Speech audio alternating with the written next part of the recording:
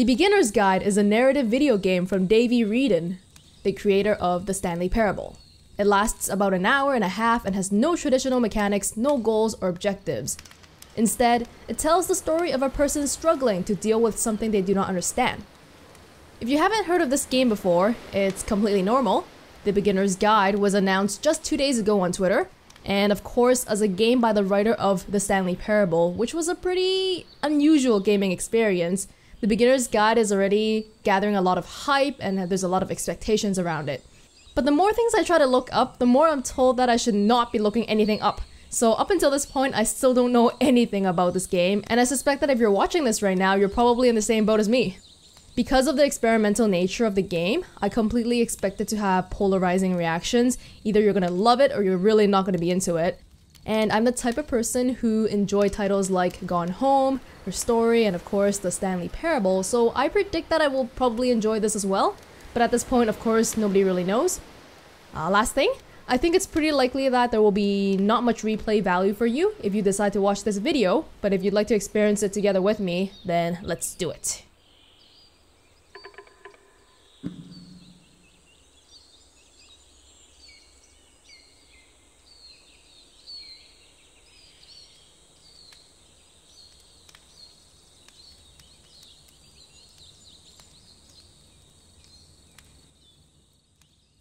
Hi there.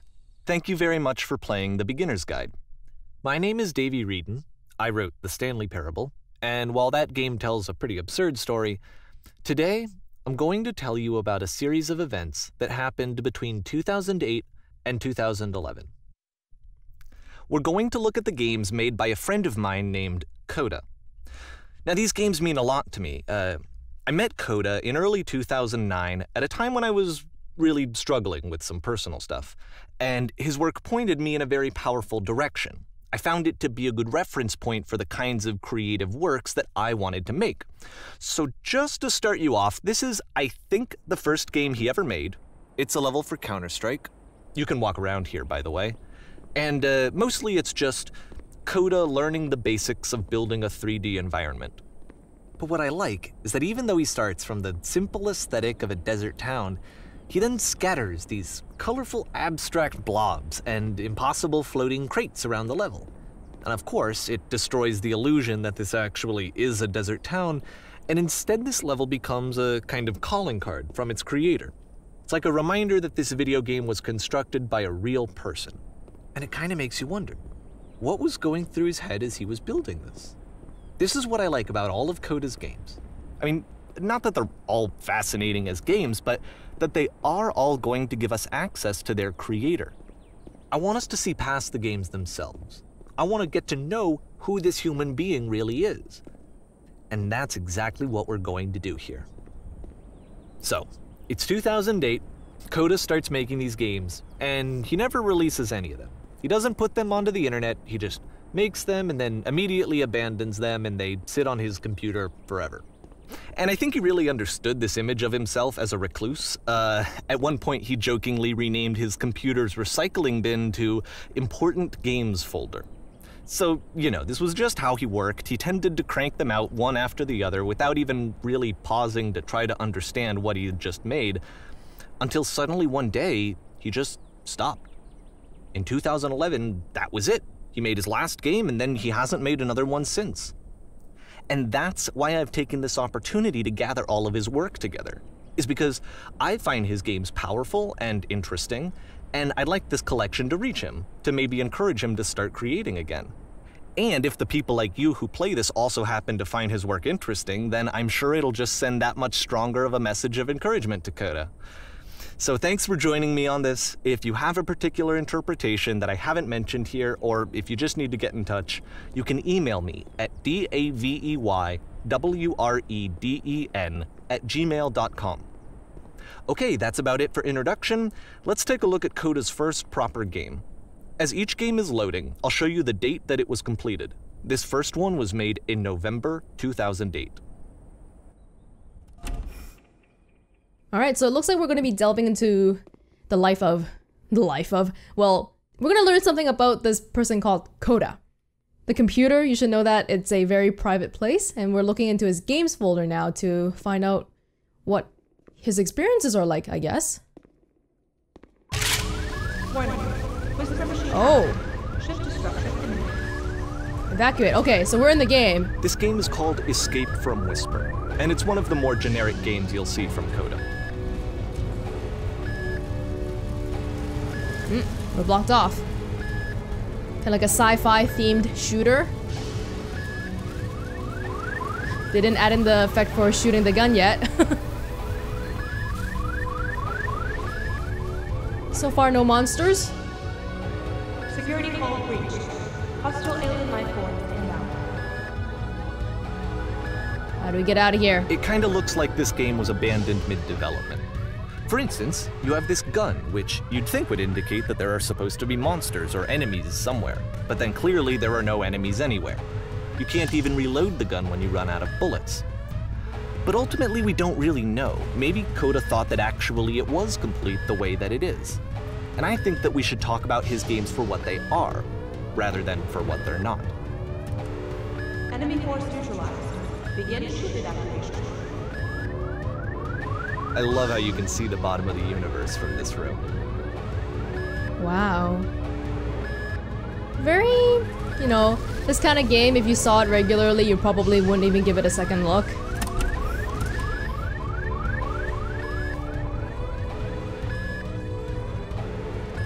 Oh dear, is that a maze?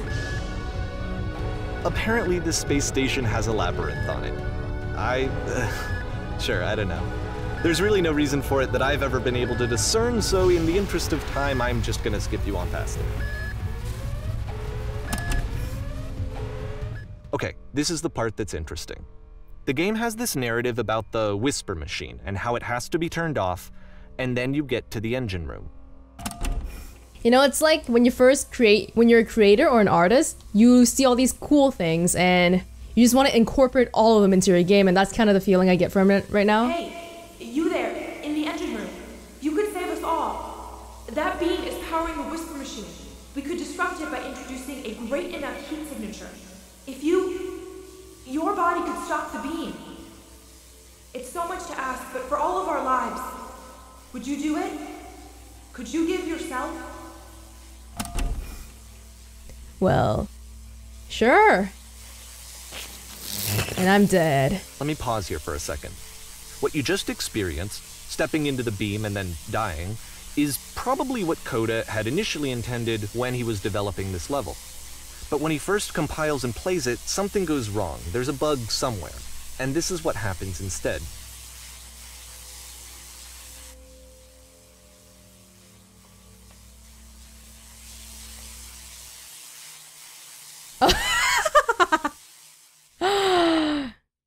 Probably something coders can resonate with.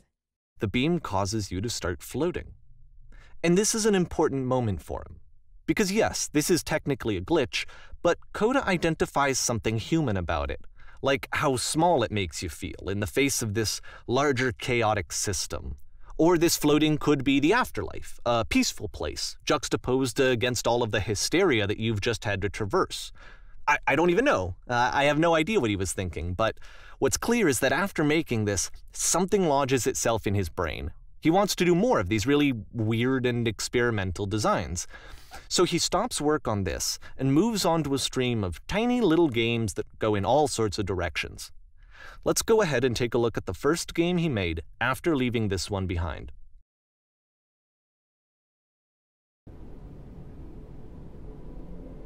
Looks like the generic Microsoft Labyrinth screensaver. I can't move. Oh! Yep. In this game, you can only walk backwards. Ah, so I have to, like... That's kind of scary. People like to know what's behind them? So it's a short and relatively minimalist experiment combining motion and narrative. It is less advanced than the previous game, but actually it seems to be more focused, more complete. Coda's trying to give it a unique voice rather than simply basing it on a pre-existing trope. Oh, interesting. Hey, and it looks different over there. But if the future is always behind her, How will she find the strength to confront it? Whoa. It's a short little thought, it says what it wants to say, and then it ends. Didn't need anything more than that. Which to me is why it works, because it gets out quick. Okay, next one. Ooh. I don't like the look of this. You are now entering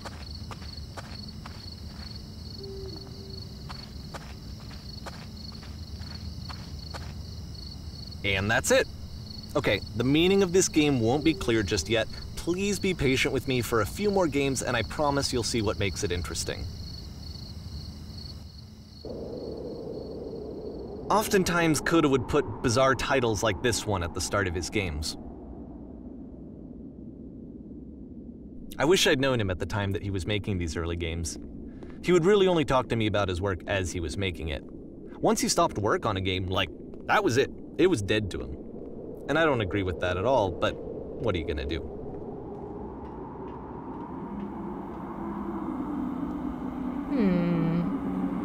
Oh, it gets much slower and very hard. Once you've been slowed to an absolute crawl, the door at the top of the stairs opens. So why, if Coda's not showing these games to anyone, why bother opening the door at all? Well, to show you, I'm modifying the game here so that when you press enter, it'll bring you back up to full speed so you can enter the door for yourself. Alright. Well, I mean, that's not quite right, because even if he's not showing it to anybody, you know, he still has to complete it, right? Oh. Lots of game objectives. A key in one game unlocks a door in a completely separate game. A button you press to stop the chaos that doesn't work. A room that's warm and nice and filled with little ideas for games.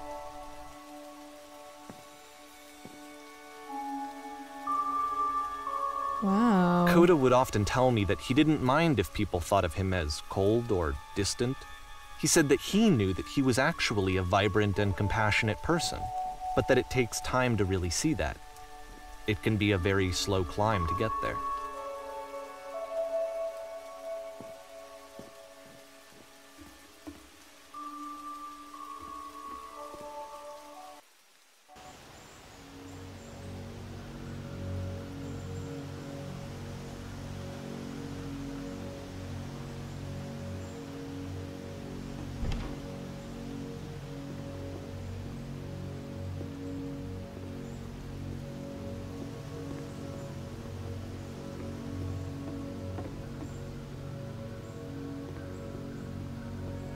Well, this is new for Coda. It's an actual puzzle. Go ahead and see if you can solve it. Okay.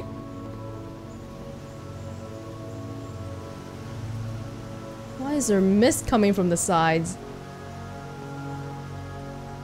I can't see what I'm doing, so I don't even know if I'm going anywhere. Hey. I guess not.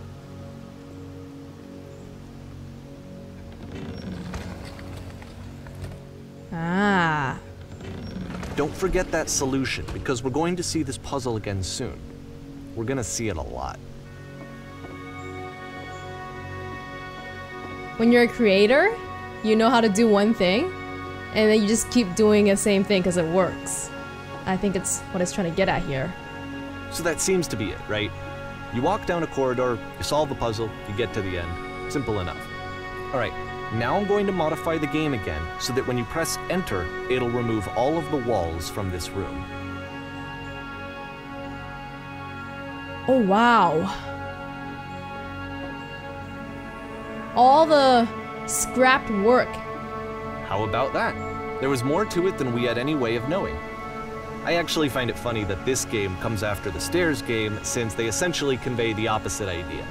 So, in the Stairs game, a dull exterior concealed a rich interior. And then, in this level, a dull interior hides this fantastic outer world.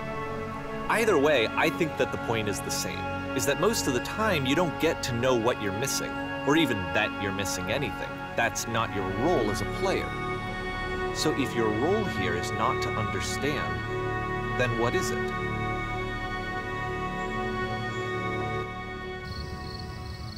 We're back here. We are now exiting. Aha. So, this, combined with the entering game from earlier, tells us that Coda believes his games are connected somehow. It could even be that the stairs game and the puzzle game are literally connected in between this and the entering game. There's a bigger picture that all of his games are meant to play a role in, some larger meaning that we won't be able to grasp until we've seen all of them. And once we have, we can step back and start to understand what exactly that bigger picture is.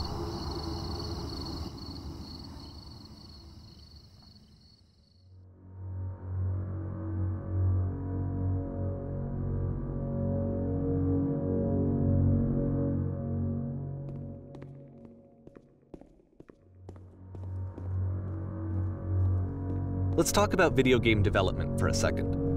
Every video game runs on what's called an engine, which determines what the game can and cannot do. So in other words, the engine is a set of tools for game development. The streetwise fool. To make all of these games, Coda is using an engine called Source.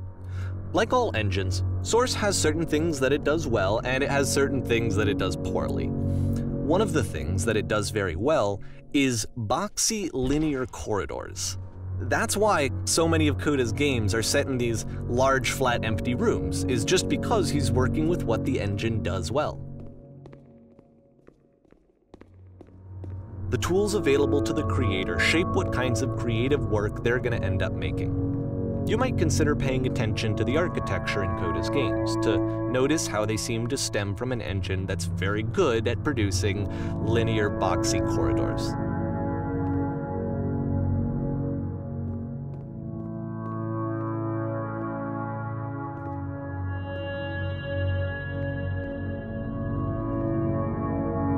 If you ever had any doubt, not only Coda's games are in Source, of course the beginner's guide itself is in Source.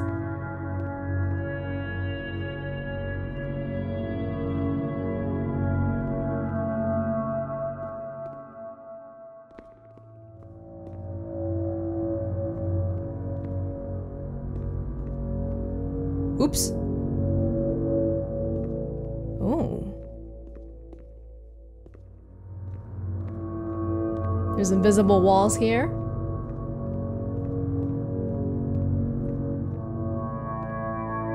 And I guess we can't go around that.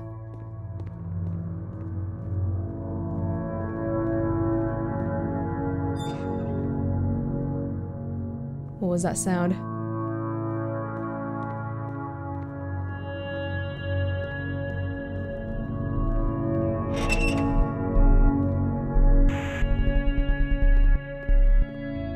You recognize these sounds from Half-Life 2? These are assets in the Source engine.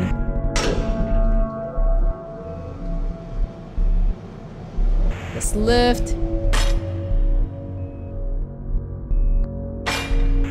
This prison, funny enough, in Coda's original design, the doors stayed shut for a full hour before letting you go.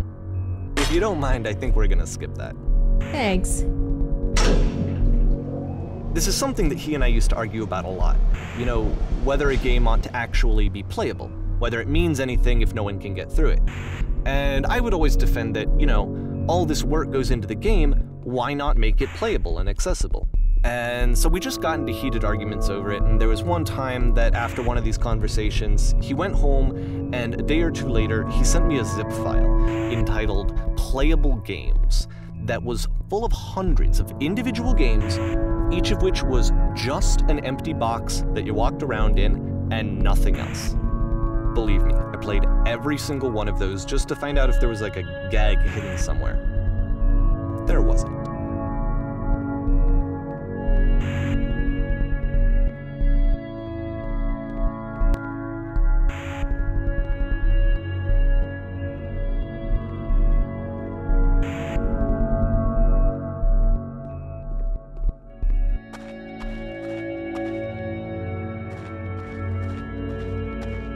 It's the puzzle again, with the exact same solution as the last time.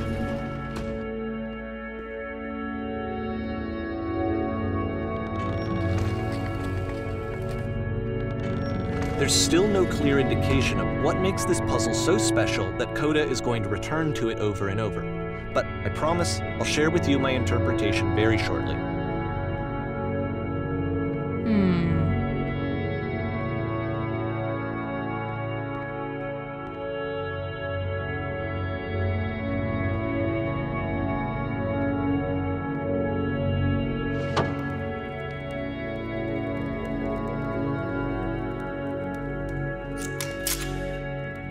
You there, did you come up Here, from Coda above? begins using a kind of dialogue system that he fashioned out of the engine's chat capabilities. Use the 1, 2, 3 buttons on your keyboard to respond.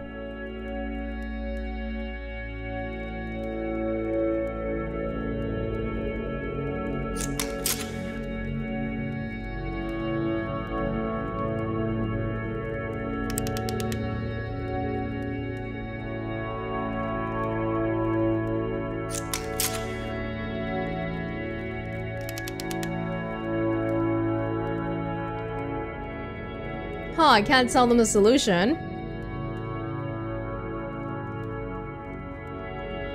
Trust me, you don't want to go over there. Oh no, but I do! We do! We need to get over there. Do you understand? It's the most important thing in the world. We have to escape this prison. There must be an ending. I promise you. Oops. Well, that was that for me. And I guess these are placeholders for game development. A little switch to signal which one is speaking, which one's listening to the player.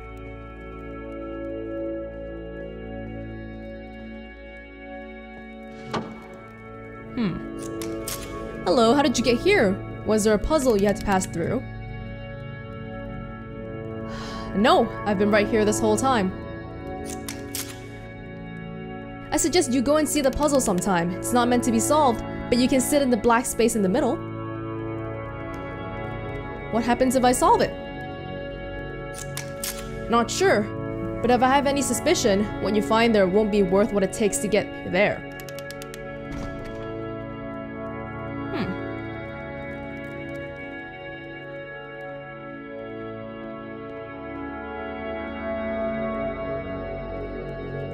And so we make one last descent down to the final floor of the level. Where we meet the people again?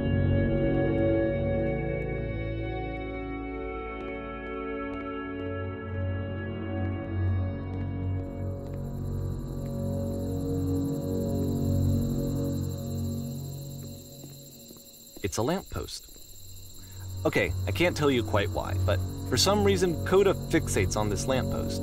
It's going to appear at the end of every single one of his games from here on out. I'll tell you what I think. I think that up to this point, you know, he's been making really strange and abstract games with no clear purpose, and maybe you can only float around in that headspace for so long. Because now he wants something to hold on to. He wants a reference point. He wants the work to be leading to something. He wants a destination, which is what this lamppost is. It's a destination. We're going to see it in the work as well. His games are just going to become a lot more cohesive, a lot more fully developed, with more of a clear idea behind them. And as we go, that idea will get clearer and clearer and clearer.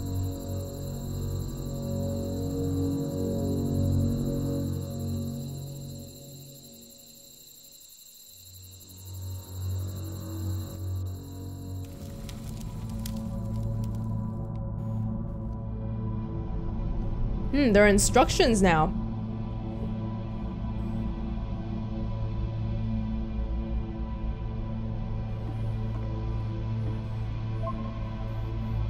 Nice room. Not. So this is like a multiplayer game. So first off, I'm sure you can deduce this, but this game is not connected to the internet. All of the notes that you're going to see have been written by Coda. This was actually the first game of his that I ever played. This was shortly after I met him at a weekend game jam in Sacramento, where I grew up. I saw him working on this very level, and it was just so different from anything that anyone else was doing. So right away I was like, I have to be friends with this person. In retrospect, I think I was probably a bit too pushy, trying to get his attention. I was over-enthusiastic. But he was very gracious about it and very patient with me. And I cooled off eventually. Oh, feel free to skip over any of these notes if they're not doing anything for you. Nothing extra is going to happen if you read all of them. Either way, to me they convey a sense of loneliness. I see this person who's filled with thoughts and feelings and beliefs and has no way to express them except as scattered and unheard voices in a game that wasn't meant to be played.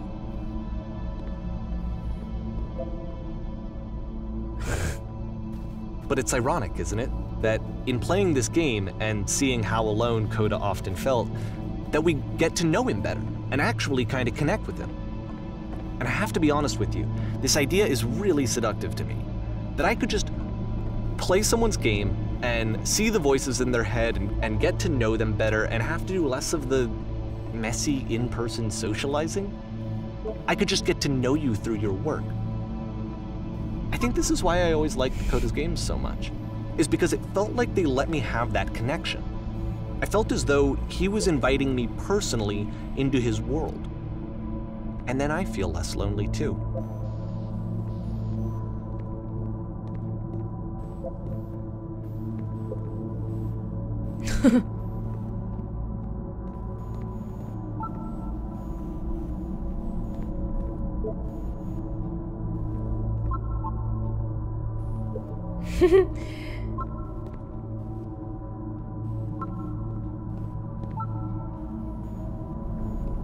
And it's kind of a lonely thought.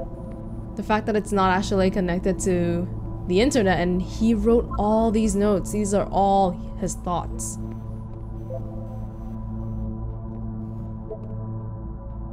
I would like very much to be desired. That's a thought that a lot of people hold. It's not very crowded here, even though it is crowded, but it's all the same person.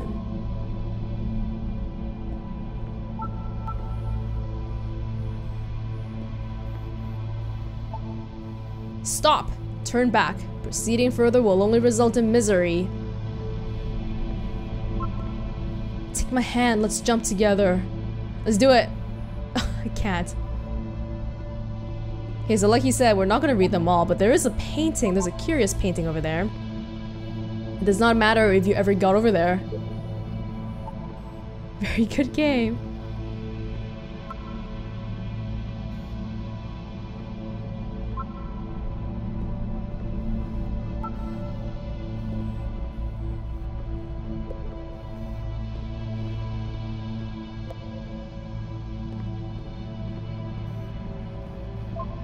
I'm not safe.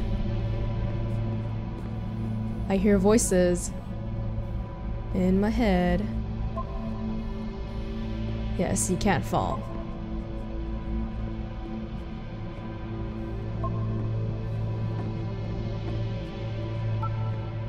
Who are all of you? Stop pretending you are other people. Devil Tower Star. Some of these are kind of hitting home. I think anyone who creates things or considers themselves any degree of artistic can relate to Coda a little bit right now already.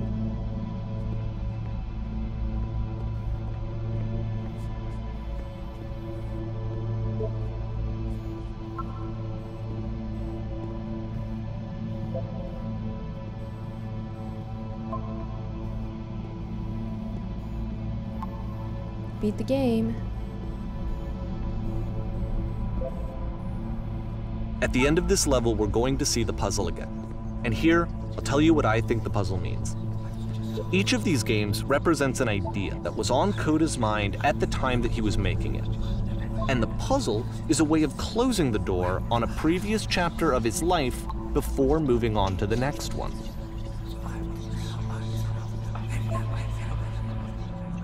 Well, I'm sure you can tell already, but the whispering is getting louder.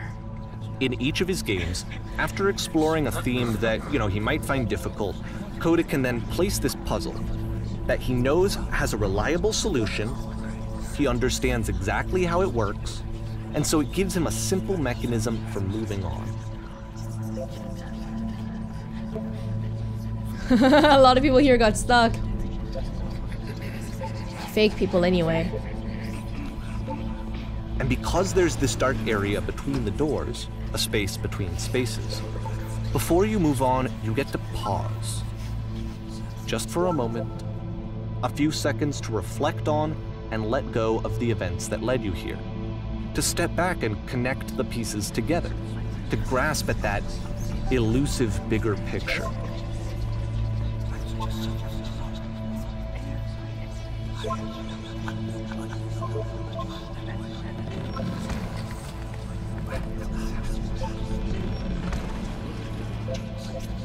Only one guy made it.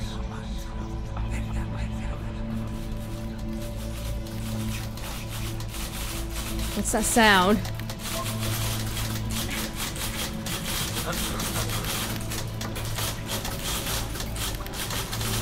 There's the lamppost again. Are you there? Please say something. Can be anything. I just need you to say something. Talk to me, please. Speak! Speak! Speak!